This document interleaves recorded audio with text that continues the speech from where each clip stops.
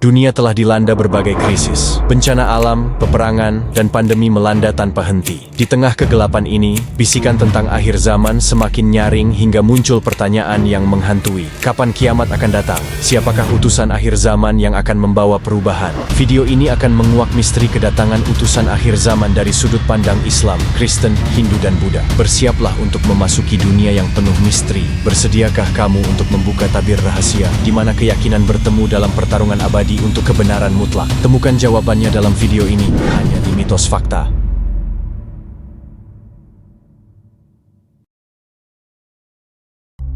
Assalamualaikum warahmatullahi wabarakatuh. Salam sejahtera bagi kita semua. Shalom, Om Swastiastu, Namo Buddhaya, salam kebajikan. Selamat datang di channel Mitos Fakta. Hari ini, kita akan membahas topik yang menarik dan menegangkan. Utusan akhir zaman dalam perspektif Islam, Kristen, Hindu, dan Buddha. Saksikan video ini sampai habis dan jangan lupa subscribe channel ini untuk mendapatkan informasi dan edukasi agar kalian tidak ketinggalan video-video menarik lainnya. Dengan subscribe channel ini, Anda juga membantu kami untuk terus berkarya dan memberikan informasi yang bermanfaat kepada masyarakat. Mari kita mulai pembahasan ini. Dalam Islam, terdapat beberapa sosok yang diyakini sebagai utusan akhir zaman. Antara lain, pertama, Dajjal merupakan sebagai sosok fisik. Persepsi Dajjal dalam Islam adalah sosok misterius yang diyakini akan membawa fitnah dan kebohongan terbesar di akhir zaman. Mayoritas ulama Islam memahami Dajjal sebagai sosok fisik yang nyata dengan ciri-ciri fisik yang spesifik sebagai berikut.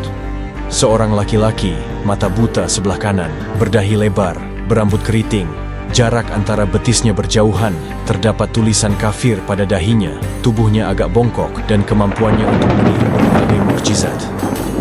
Dajjal akan mengaku bahwa dia adalah Tuhan yang memiliki kekuatan supranatural. Dajjal disebut akan muncul saat melemahnya agama dan mundurnya ilmu pengetahuan serta menawarkan berbagai kenikmatan duniawi.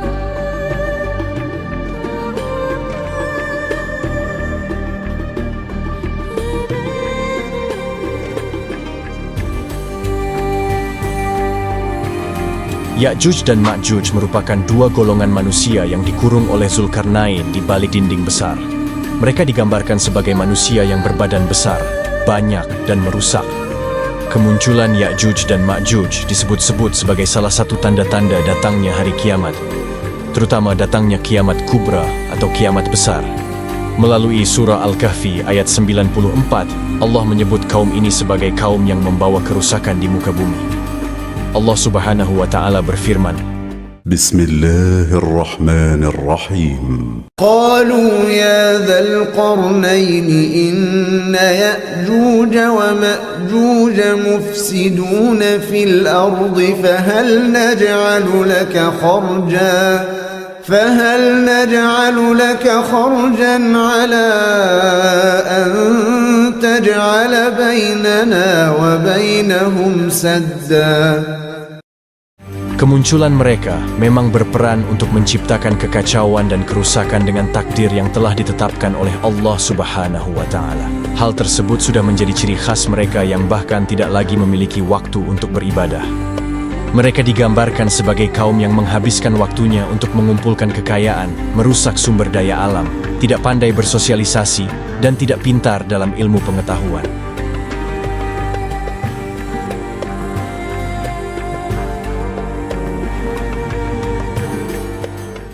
Di tengah kegelapan akhir zaman, muncullah secercah harapan.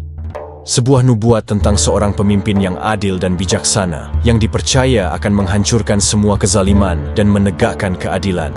Dialah Imam Mahdi, sang penyelamat yang dirindukan. Lalu siapa Imam Mahdi sebenarnya?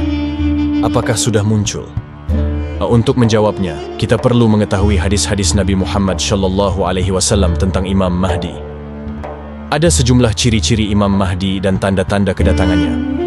Ada sejumlah hadis Nabi Muhammad SAW yang menjelaskan tentang Imam Mahdi.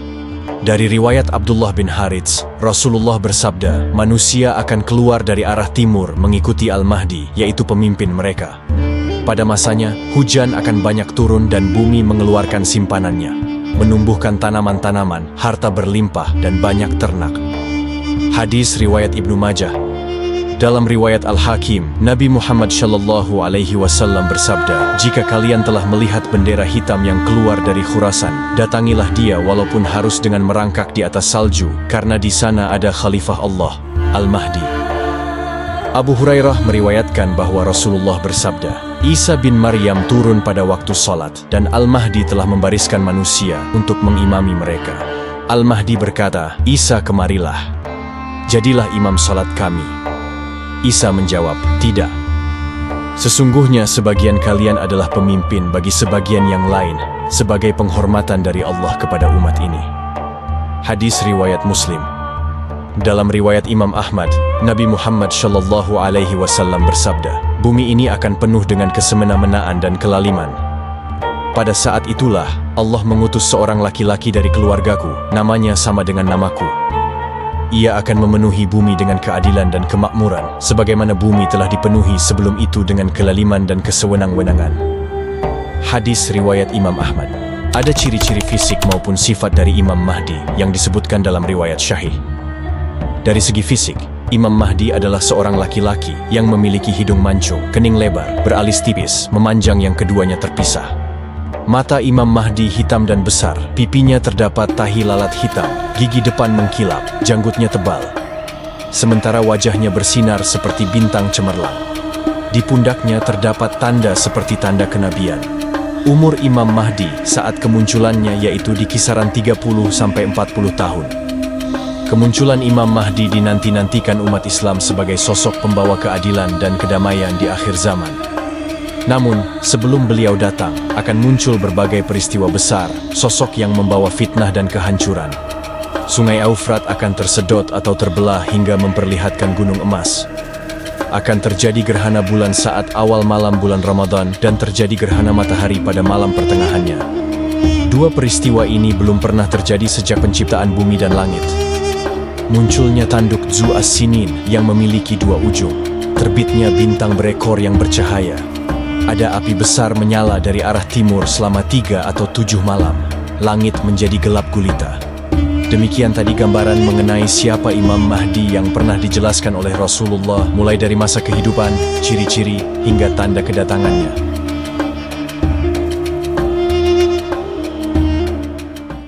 Salah satu tanda menjelang kiamat yang diyakini umat Islam adalah turunnya Nabi Isa alaihi salam. Mengenai kembalinya Isa, firman Allah Subhanahu wa Ta'ala dalam Al-Quran telah banyak memberitakan turunnya Isa alaihi salam ke bumi sebagai tanda-tanda kiamat. Selain itu, Nabi Isa ditakdirkan oleh Allah untuk menumpas Dajjal dan menegakkan kembali syariat Islam. Begitu pula dalam sabda Nabi Shallallahu Alaihi Wasallam yang bahkan telah dijelaskan secara rinci kedatangan Isa alaihi salam kelak. Allah Subhanahu wa Ta'ala berfirman, Bismillahirrahmanirrahim. Wa innahu la'ilmun lis-sa'ati fala tamtarunna biha wattabi'uni hadha siratun mustaqim. Wa in min ahli al-kitabi illa layu'minanna bihi qabla mawtihi wa yawmal qiyamati yakunu 'alayhim shahida. Sabda Nabi Muhammad Shallallahu Alaihi Wasallam tentang turunnya Nabi Isa alaihi salam yang diriwayatkan dari Abu Hurairah. Demi Allah yang jiwaku berada di genggamannya, Ibnu Maryam akan turun di tengah kalian sebagai pemimpin yang adil. Dia akan mematahkan, membunuh babi, dan menghapus jizyah.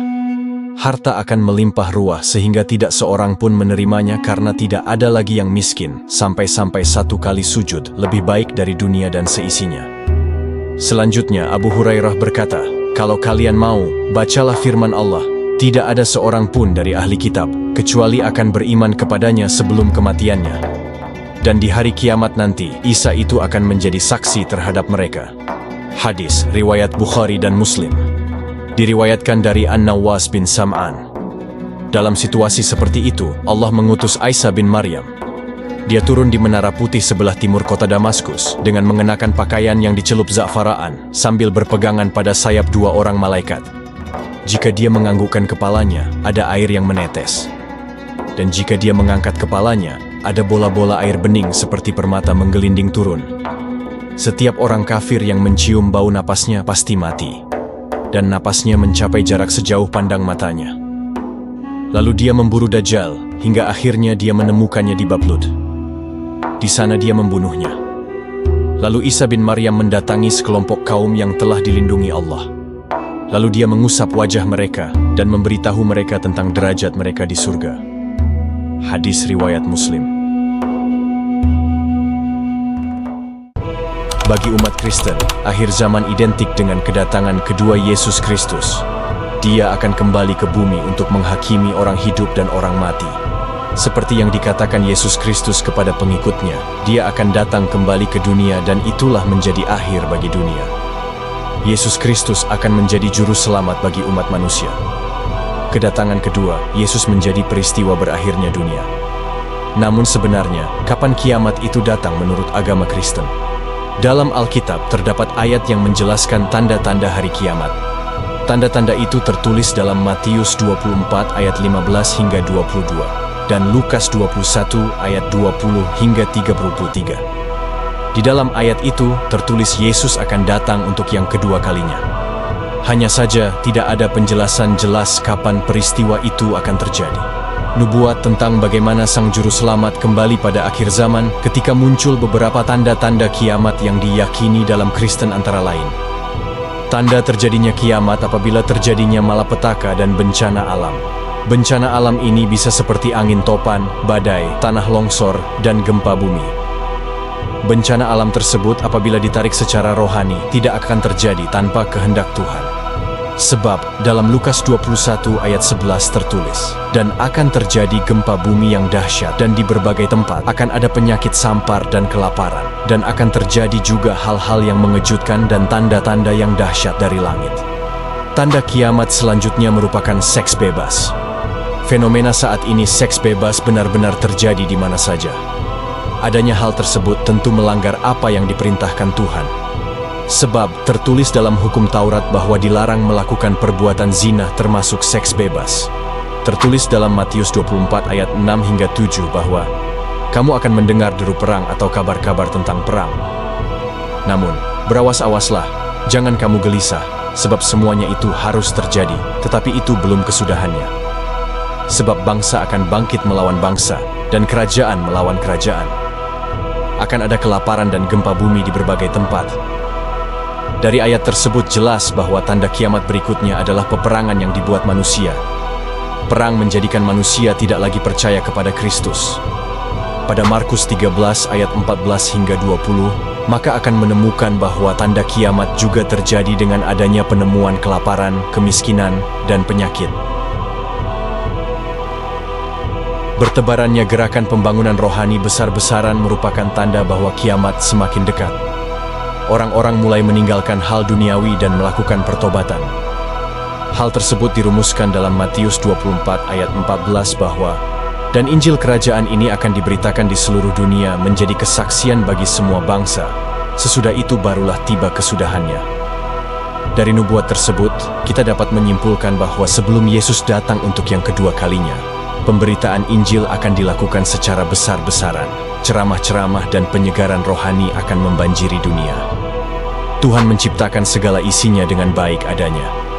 Manusia ditugas untuk merawat alam yang telah dibuat Tuhan agar kelak menjadi tempat anak cucu di generasi berikutnya. Namun pemberian Tuhan tersebut malah dirusak. Kini kita bisa dengan mudah menemukan bahwa banyaknya kasus ketimpangan terkait lingkungan global. Bahkan banyak organisasi yang mulai membuat hari-hari besar sebagai peringatan tersebut peduli lingkungan global. Dalam Lukas 21 ayat 25 hingga 26, dijelaskan apa yang jatuh dari langit merupakan tanda kiamat. Adapun isi Lukas 21 ayat 25 hingga 26 dijelaskan bahwa, dan akan ada tanda-tanda pada matahari dan bulan dan bintang-bintang, dan di bumi bangsa-bangsa akan takut dan bingung menghadapi deru dan gelora laut. Orang akan mati ketakutan karena kecemasan berhubung dengan segala apa yang menimpa bumi ini, sebab kuasa-kuasa langit akan goncang. Saat ini pastinya pernah melihat ada seseorang pemuka agama yang menyebarkan ajaran palsu kepada masyarakat. Mengaku-ngaku sebagai utusan Tuhan. Bahkan ada yang mengaku sebagai nabi. Maraknya penyebaran agama palsu dan merosotnya pengetahuan tentang sejarah gereja. peristiwa itu juga sebagai penanda bahwa datangnya kiamat. Perampokan, pencurian, seks bebas, kenakalan remaja merupakan tanda bahwa kiamat segera datang. Sebab perilaku tersebut datang dari tidak adanya rasa bersyukur. Padahal di dalam Alkitab kita senantiasa harus bersyukur dan pasrah terhadap Tuhan. Nah, sebelum nantinya akhir zaman benar-benar datang, perlulah kita bertobat. Selain itu tetaplah waspada dan berjaga-jaga. Hal tersebut telah disampaikan Tuhan kepada yang percaya kepadanya dalam Matius 24 ayat 42 bahwa, "Karena itu berjaga-jagalah, sebab kamu tidak tahu pada hari mana Tuhanmu datang." Kedatangan kedua Yesus akan didahului oleh berbagai peristiwa, termasuk munculnya antikristus dan nabi palsu. Utusan akhir zaman akan memainkan peran penting dalam melawan kekuatan jahat ini. Meskipun waktu kedatangannya tidak diketahui, umat Kristen di seluruh dunia menanti utusan akhir zaman dengan penuh harap. Keyakinan tentang kedatangannya menjadi sumber kekuatan dan optimisme di tengah zaman yang penuh dengan kesulitan. Kedatangan utusan akhir zaman merupakan keyakinan yang dianut oleh banyak agama. Meskipun terdapat perbedaan dalam detailnya, semua agama sepakat bahwa akhir zaman akan ditandai dengan berbagai peristiwa besar dan kedatangan sosok yang istimewa. Mari kita bersama-sama menanti kedatangan utusan akhir zaman, Sang Juru Selamat, yang akan membawa kedamaian dan keadilan bagi dunia. Video ini bertujuan untuk memberikan informasi dan edukasi tentang perspektif agama-agama besar mengenai utusan akhir zaman. Kami tidak bermaksud untuk memprovokasi atau menyebarkan kebencian, melainkan untuk memacu pemahaman dan toleransi antarumat beragama. Penting untuk diingat bahwa setiap agama memiliki keyakinannya masing-masing, dan video ini tidak bermaksud untuk menjustifikasi atau menghakimi keyakinan tersebut. Informasi yang disampaikan dalam video ini bersumber dari berbagai sumber, dan kami telah berusaha semaksimal mungkin untuk menyajikannya secara akurat dan objektif. Kami mohon maaf jika terdapat kesalahan dalam penyebutan, referensi, atau interpretasi dari sumber-sumber data yang kami informasikan. Kami harap video ini dapat bermanfaat bagi Anda dan mendorong Anda untuk mempelajari lebih lanjut tentang berbagai keyakinan agama. Mari kita bersama-sama menjaga toleransi dan saling menghormati perbedaan. Terima kasih telah menonton video ini. Jika kamu memiliki pertanyaan atau komentar, jangan ragu untuk meninggalkan komentar di bawah. Jangan lupa untuk subscribe channel Mitos Fakta dan tekan tombol lonceng agar kamu tidak ketinggalan video-video menarik lainnya. Sampai jumpa di episode selanjutnya, Utusan Akhir Zaman Perspektif Islam, Kristen, Hindu dan Buddha, sesi kedua. Wassalamualaikum warahmatullahi wabarakatuh.